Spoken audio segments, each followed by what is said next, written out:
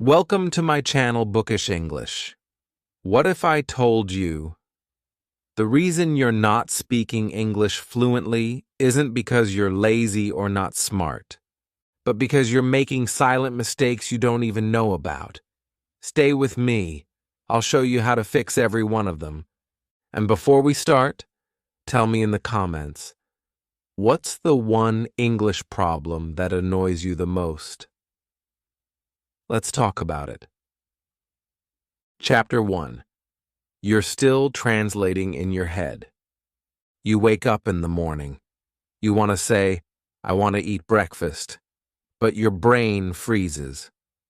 First, you think the sentence in your native language. Then you try to find the English words. Then you fix the grammar. By the time you finish, it's too late. The moment is gone. This happens every day. You know many words, but speaking still feels slow. You think, why is English so hard for me? But here's the truth. It's not the words. It's the translation. You are not speaking English. You are speaking your language, using English words. Many learners do this. Maybe you do it too. And it's not your fault. In school, you were trained to translate. Your teacher said a word in English and gave you the meaning in your language. You memorized it. Then you did this again and again. Now, years later, this habit is still in your mind, and it makes you slow. It makes you nervous. It makes you afraid to talk. You worry. Is this word right? Is this sentence correct? You stop before you start, and people think you don't know English, but you do. You just can't show it. Now imagine this. You're in a kitchen. You see a cup, a spoon, a plate. Instead of thinking, this is a spoon in your language, you simply look and say, spoon. That's it. No sentence, no translation, just the word. This is called the name what you see method. It's simple, it's powerful, and it's how children learn. You can do it too. You walk into a room and you say, door, chair table, light. Do it softly, do it silently, but do it in English. This daily trick rewires your brain. It teaches your mind to see the world in English. At first, it feels strange, but in 1 week, your brain starts changing. You don't stop to translate. You don't search for words. The words come to you because they are already there. You use them 20 times this week. Your mouth remembers. Your mind knows. That's how fluency begins, not with big grammar books or hard vocabulary, but with simple words, spoken often. And there's another trick. When you're alone, talk to yourself. Yes, really. Don't wait for someone to practice with. Say what you're doing. Say it like this. I'm brushing my teeth. Now I'm washing my face. I open the window. I drink water. It sounds silly, but it's how you build real fluency. The more you say, the more you remember. The more you remember, the faster you speak. One of my students tried this. At first, she felt shy. She said, "This is weird." But I told her, try it for 7 days. That's all. On the first day, she spoke only 5 sentences. On the third day, she spoke for 1 full minute. On the 7th day, she spoke without stopping for 5 minutes. She said, it felt natural, like I wasn't thinking, I was just speaking. This is the goal, not perfect grammar, not big words, just natural speech. Natural speech comes when you stop translating and start living in English. One thought, one word at a time. So today, don't try to make perfect sentences. Just name what you see, talk to yourself. Even if it's slow, do it. Even if it's short, say it. No one is watching. But your brain is, and your brain is learning. Because you're not just learning English, you're becoming someone who thinks in English. That's the first step. That's where fluency begins. Are you ready to stop translating? Good. Now let's move to Chapter 2 and discover the next mistake that's blocking your English. Chapter 2. You study grammar, but can't speak. He was the best in class. Always first in grammar tests. He knew all the tenses. Present perfect, no problem. Past continuous, easy. His notebook was full of rules, charts, and examples. His teacher often said, "Well done." But one day, something strange happened. The teacher asked him a simple question. "How was your day?" He froze. He didn't answer. He looked confused. He looked nervous. He opened his mouth and said nothing.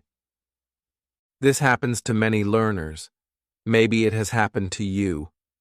You study grammar every day. You know the rules. You do the exercises. You get the answers right. But when it's time to speak, your mind goes blank. Why? Because knowing grammar is not the same as using it. Grammar is like a map. Speaking is like driving. You can study the map all day, but if you never drive the car, you'll never reach your destination. Grammar gives you structure. It helps you understand, but it doesn't give you confidence. It doesn't give you fluency. Many fluent speakers don't know the names of tenses. They can't explain grammar rules, but they speak easily. How? Because they follow one simple rule: input before output. This means you must first hear and read English again and again before you try to speak or write. Think about how children learn. They don't start with grammar books. They listen for years. They hear words, phrases, and sentences. Slowly, their brain builds patterns. Then one day, they speak. Not because they studied grammar, but because they heard English hundreds of times. You can do this too. If you want to speak correctly, you must listen and read a lot.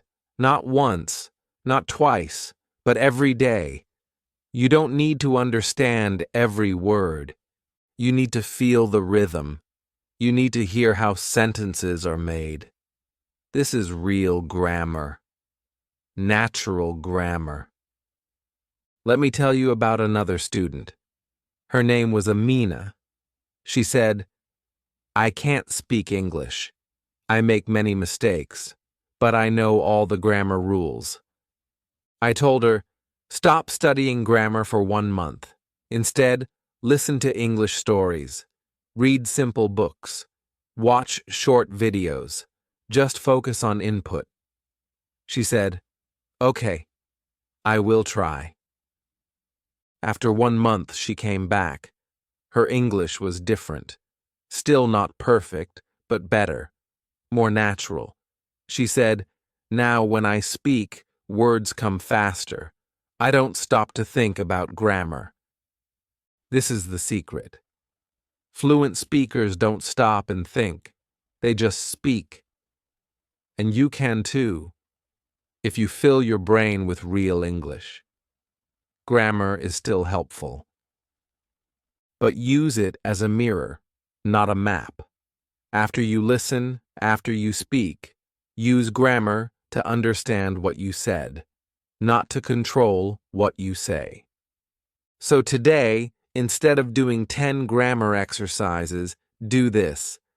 Listen to a short story, read the transcript, repeat one sentence aloud, shadow the speaker. Try to speak the sentence without looking. Do this every day. Don't worry about the rules. Worry about the rhythm. Grammar will follow. Your brain is smart. It will catch the patterns if you give it enough examples.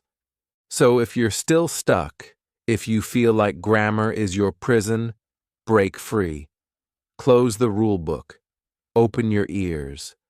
Open your eyes. Let the language come in. Fluency starts with listening. Speaking comes next. Grammar is last. That's the path. That's the truth. And now that you know it, are you ready to learn the next mistake? It's a big one. And it's the reason you forget words even after writing them 10 times. Let's go to Chapter 3. Chapter 3. You try to learn too many words at once. He bought a new notebook. He was excited. He wanted to speak English fast, so he made a plan. He would learn 50 new English words every day.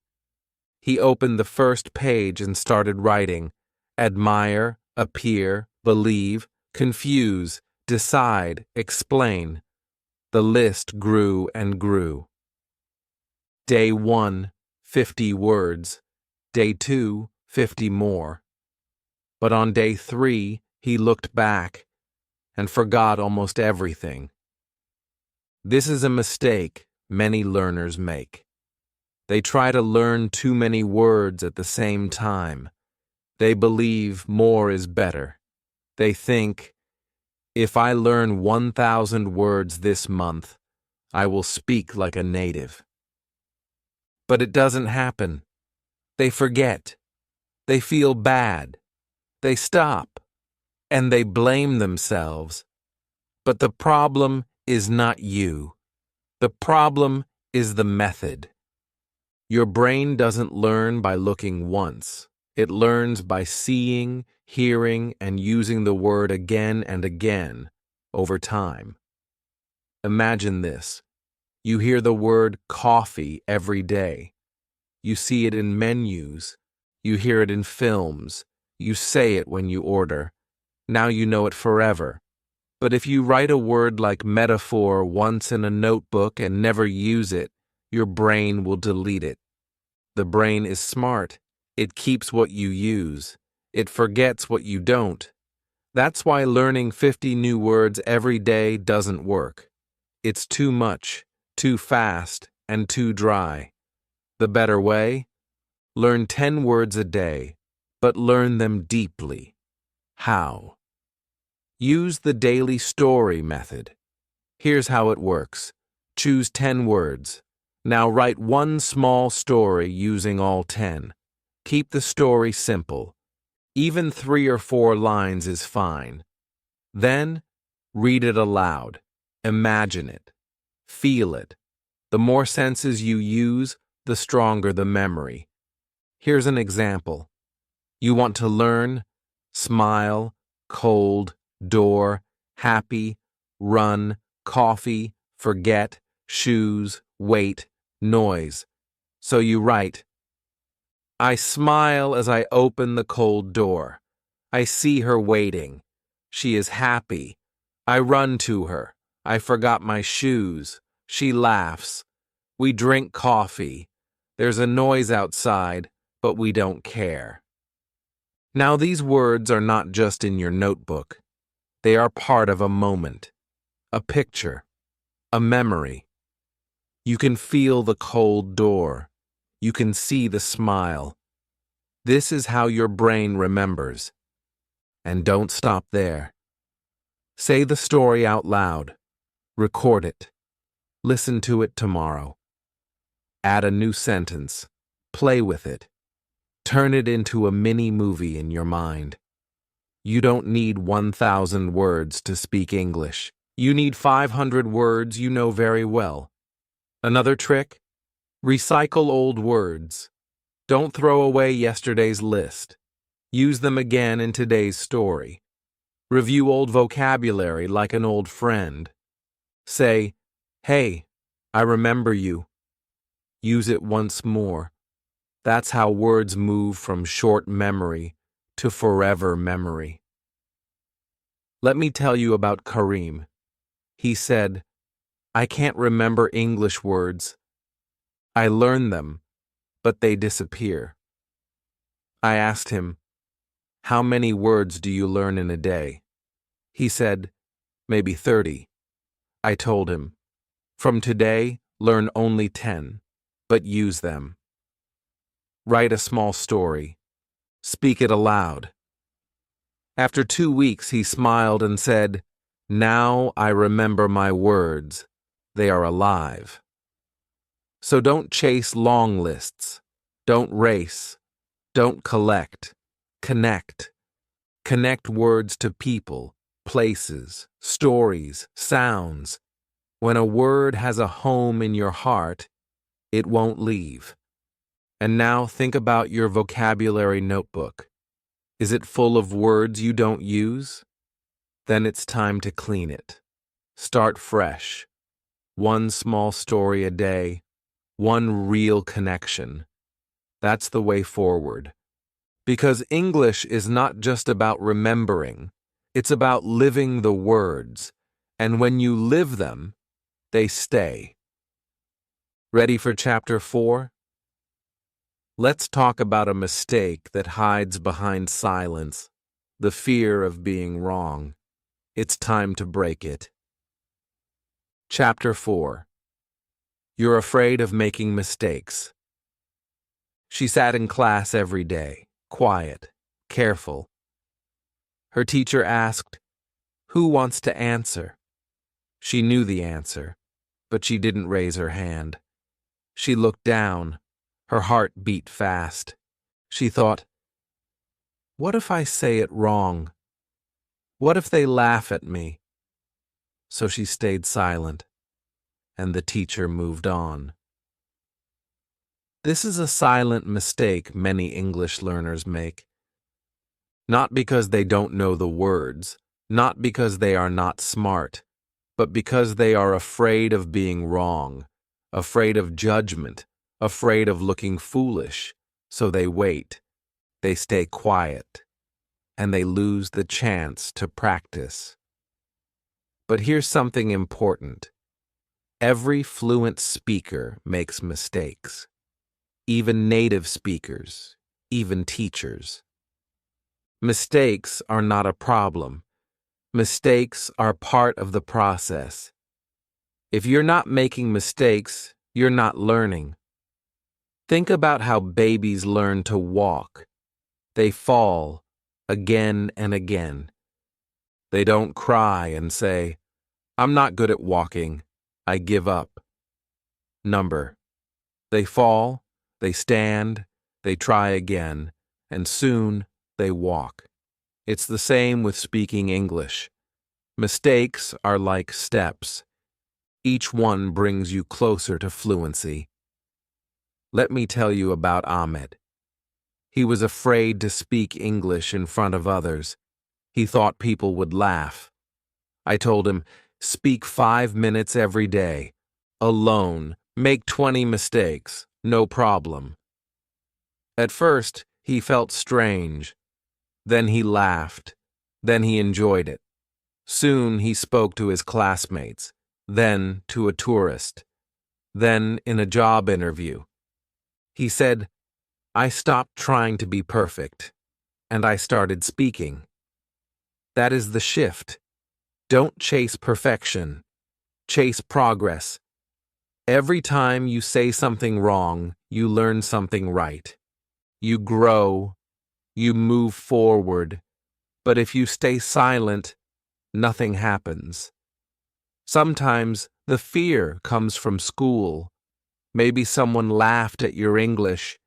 Maybe a teacher corrected you in a bad way. I understand. That hurts.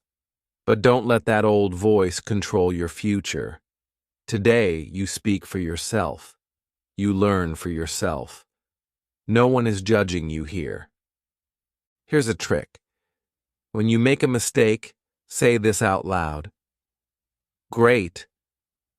I learned something new. Smile.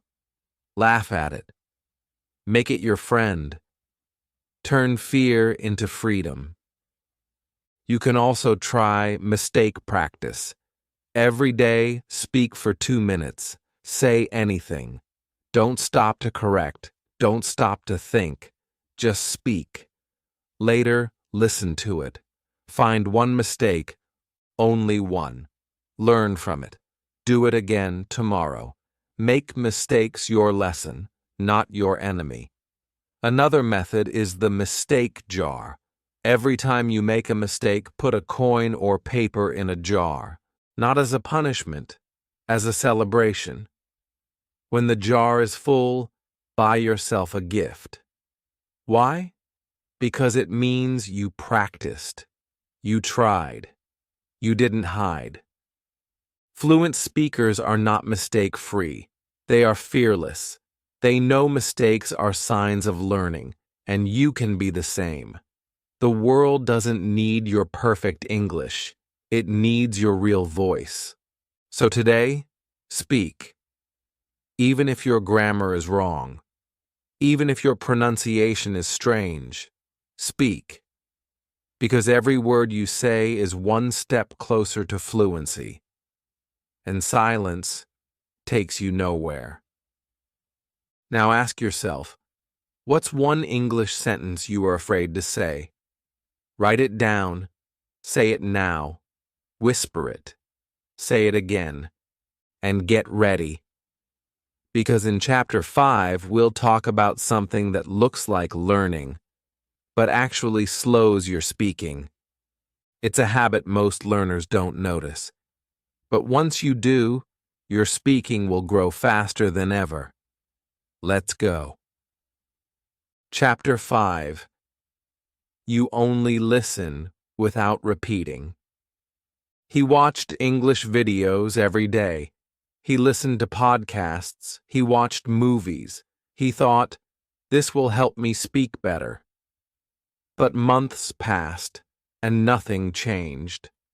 He could understand more. But when he tried to speak, he still froze. He said, "Why is this so hard? I listen to English for hours." And the answer is simple, because listening alone is not enough. This is a mistake many learners make. They think passive listening, just watching or hearing English, will automatically make them fluent. But passive listening is like watching someone lift weights and thinking your muscles will grow. It doesn't work that way. You must use your voice. You must move your mouth. You must train your speaking muscle again and again. Think about it. You listen, and your ears understand. That's one part. But fluency happens when your mouth and your brain work together. You must speak the sounds. You must feel them. You must train your lips, your tongue, your breath. That's how words come naturally. Let me tell you about the shadowing method. It's simple and powerful. You listen to a sentence in English from a video, a podcast, or a story, and you repeat it immediately. You don't wait. You speak with the speaker. You copy the voice, the tone, the rhythm, like a shadow. At first, it feels fast. It feels messy. You miss words, but that's okay. The goal is not to be perfect. The goal is to move your mouth with English. That's how fluency begins. You can shadow with subtitles. You can shadow one sentence 10 times. You can shadow just one paragraph a day. But the key is, don't stay silent. Speak with the video. Be its echo. One of my students, Maria, was very shy. She said, "I don't like my voice. I feel stupid when I speak alone." I told her, shadow in a whisper, or speak in your head, but move your mouth, feel the shape of English. She tried it for a week. Every day, 5 minutes. Just one video. She whispered the lines. By day 7, she said, "Now I can say the sentences easily, even out loud." This is the spike moment. When you stop being afraid of your voice, when you start using it, that's when fluency grows. You can start with your favorite video. Choose one with a clear speaker. One sentence at a time. Listen. Pause. Repeat. Again and again. Then try it without pausing. Speak with the speaker. Let your voice blend with theirs. Let your brain and mouth work as one. Another trick? Record yourself. Shadow one sentence. Then play it. Then speak again. Compare. You will hear your mistakes, but you will also hear your progress. Day by day, your voice becomes stronger, your rhythm becomes smoother, you become more confident. Fluency is not just about listening, it's about saying what you hear, feeling the sounds, owning the language. And here's a secret. You don't need a partner to speak English. You are your own best partner. Your phone can be your practice tool. Your videos can be your teacher. And your voice is your power. So today, when you listen, don't stay silent. Don't be a watcher. Be a speaker. Be a shadow. Because when you repeat what you hear, you don't just understand English. You start to speak it. And once you speak, the world opens. Now let's go to Chapter 6. You'll learn why many learners feel afraid when they meet native speakers, and how to face that fear with one simple trick. Let's go. Chapter 6. You avoid native speakers. He was walking through the market when he heard someone speak English. A tourist, a native speaker. His heart jumped. His hands felt cold. He quickly turned around and walked away. Not because he didn't know English, but because he was scared. Scared he wouldn't understand. Scared he would make a mistake. Scared he would freeze. So, he avoided the chance. Again. This is more common than you think. Many English learners are afraid of real conversations with native speakers, not because they don't want to talk, but because their mind says, "You're not ready." Their heart says, "What if you don't understand?" And their confidence disappears. They smile, they nod, but they don't speak. Let me tell you something important. Native speakers don't expect perfect English. They don't care if your grammar is wrong. They don't care if you pause or search for a word. Most of them admire you for trying, because they know English is not easy. But I understand your fear. I've seen it many times. The fear of not understanding fast English. The fear of not finding the right word. The fear of silence. It feels big. It feels real. But you can beat it, not by avoiding it, but by starting small. Don't think of conversations as big, long talks. Start with one line. That's the one-line challenge. You don't need to have a full conversation. Just say one sentence, one question, one answer. It can be as simple as, "Hello, how are you? Where are you from? I like your shoes. Have a nice day." Say it and walk away. That's it. No pressure, no follow-up, just one line, every day, to one person, a shopkeeper, a tourist, a classmate, a stranger online. The first time feels hard, but the second time feels better. By day 10, your brain says, "This is okay," and your heart believes it. Another trick is the 3-second eye contact method. When you see someone who speaks English, look at them for 3 seconds, smile, then look away. Do it again the next day. Why? Because confidence grows step by step. First eye contact, then a smile, then a word, then a sentence. That's how you build comfort. You can also practice with AI or language exchange apps. Talk to someone online. Use text if voice feels scary. Then slowly use voice. Then video. It's like climbing a ladder. One step at a time, and every step is progress. Let me tell you about Lila. She never spoke to native speakers. She said, "I feel small around them." I gave her the one-line challenge. The first week she only smiled and said hi. The second week she added, "How are you?" The third week she had a full 2-minute talk with a tourist at a museum. She said, "I was still nervous, but I did it." That is success, not perfection, courage, not fast answers, simple effort. When you stop running away from native speakers, you stop running away from fluency. Here's something to remember. Fluent English is not just about knowing the language. It's about using it in real time, with real people. That's where the magic happens. So today, if you see someone speaking English, don't hide. Don't run. Smile. Say one thing, just one.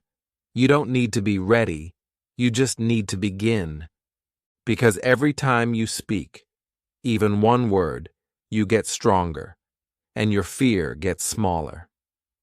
Now, in Chapter 7, we'll talk about a mistake that sounds small, but can stop your growth completely. It's about time. How often do you practice English? Once a week? Twice? What if I told you that's not enough, even if it feels like a lot? Let's talk about the power of small daily practice.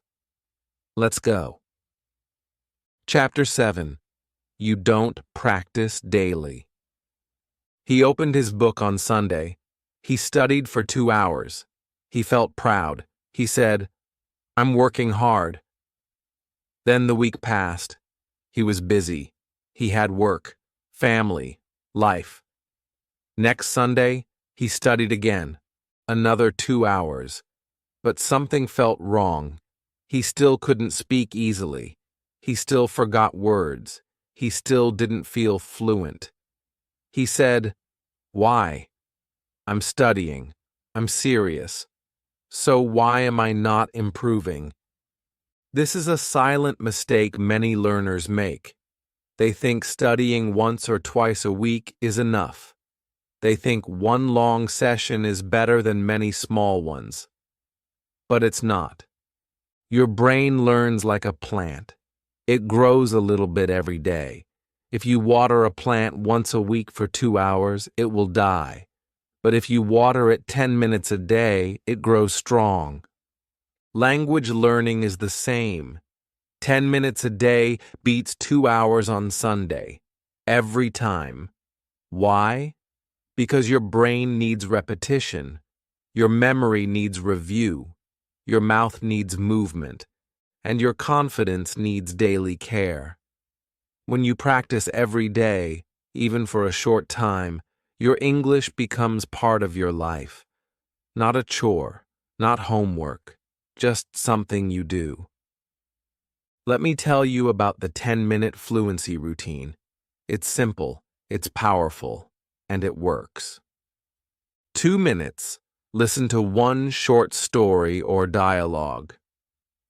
2 minutes, read the same story aloud. 2 minutes. Shadow the speaker. Repeat after them. 2 minutes. Speak freely about your day. Talk to yourself. 2 minutes. Write 5 new words. Make 1 sentence with each. That's it. 10 minutes. No stress, no grammar books, just action. Real English, real practice. And if you do this every day, yes, every day, your English will change. One of my students, Raphael, said, "I don't have time. I work 10 hours a day." I told him, "Just 10 minutes, no excuses." He did it for 30 days. After 1 month, he said, "I'm speaking faster. I remember more. I feel better." That's the power of daily practice. And here's the truth. It's not about time. It's about consistency. Some people say, "I'll start when I'm free." But free time never comes. Life keeps going. You must start now, even if it's just 5 minutes, even if it's just 1 exercise. Start and keep going. You don't need to be perfect. You need to be present. You don't need to learn everything today. You just need to show up every day. And here's a bonus tip. Link English to your habits. Listen to English while brushing your teeth. Shadow a line while walking. Say 10 words before sleeping. Make English part of your life, not just your study plan. Because language is not something you learn and forget.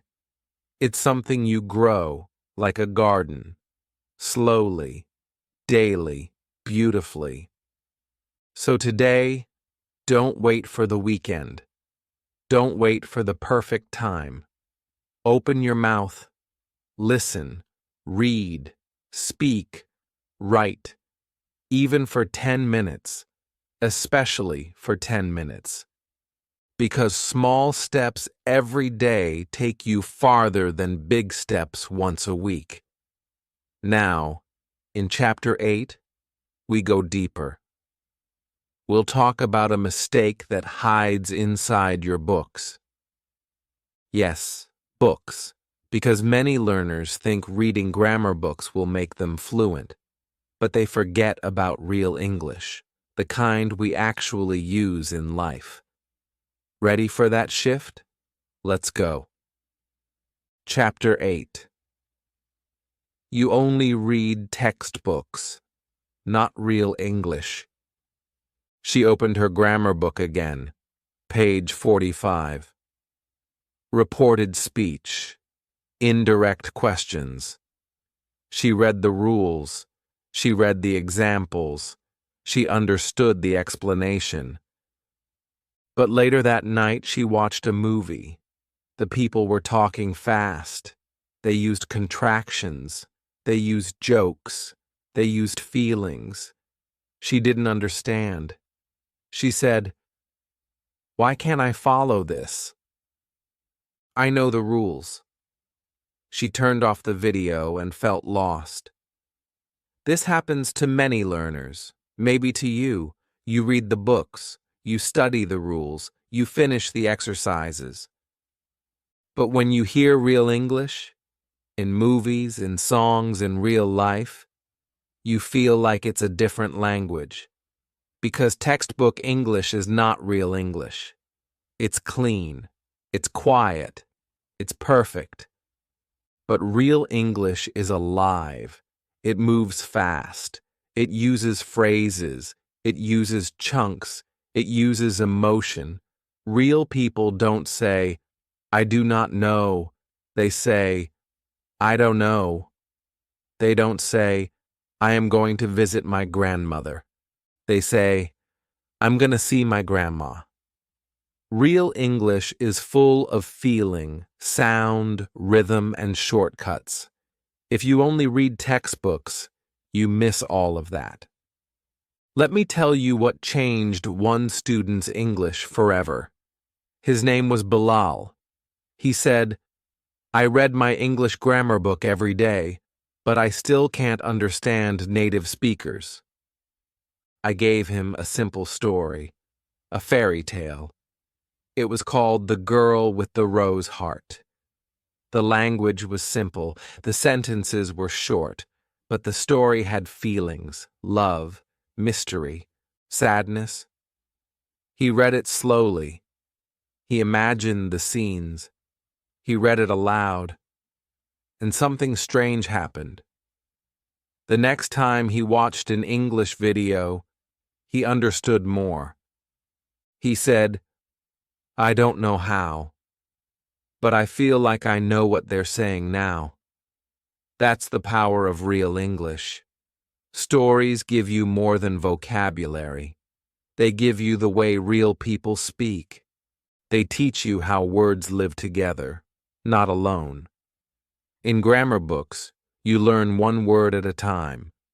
In real English, you learn in phrases. Take your time. Let me know. What's up? You made my day. These are chunks. Your brain loves chunks. It remembers them better. It uses them faster. Because this is how we speak in real life, in small pieces, not long rules. Another truth, when you read a real story, you also feel something. And when you feel something, you remember it. That's how your brain works. It doesn't remember rules. It remembers emotion. It remembers love, surprise, fear, laughter. That's why reading a simple fairy tale can give you more English than reading 10 pages of grammar. So today, ask yourself, what kind of English are you reading? Are you only reading examples in a book? Or are you reading the kind of English people actually use? You don't need to stop grammar completely, but don't make it your only food. Mix it. Add stories.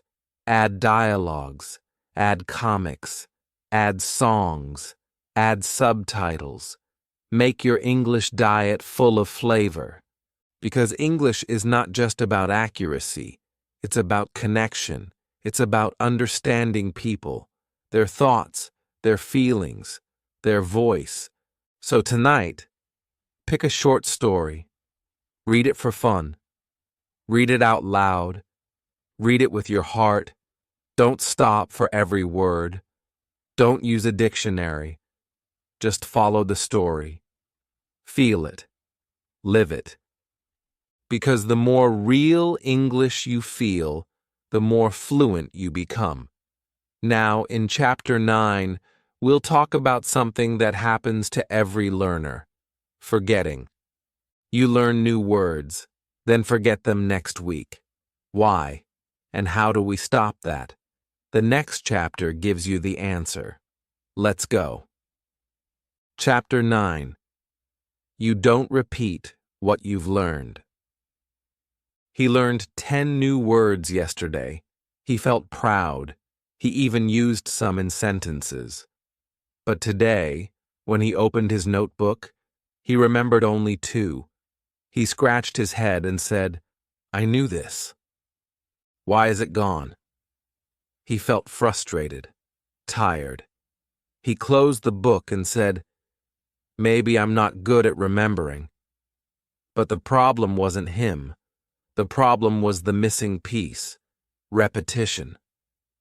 Your brain is not a machine. It doesn't remember everything just because you saw it once. Your brain learns by seeing, hearing, and using things again and again, but with time in between.